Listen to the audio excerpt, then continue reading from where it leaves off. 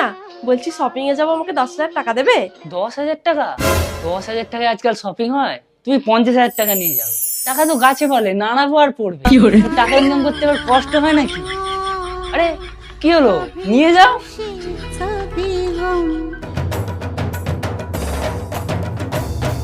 কি করছো বলো তো তখন থেকে? রান্নাঘরে বাসনগুলো অনেকক্ষণ থেকে পড়ে আছে, যাও গিয়ে মেজে দিয়ে আসো। আরে বাসন মাজা কেন, আমি রান্না করে ঘর মুছে কাপড়গুলোও কেচে দেবো, তোমাকে কিচ্ছু চিন্তা করতে হবে না। আর এই অফিসের কাজগুলো স্বর্গ থেকে আমার দাদু এসে করে দিয়ে যাবে।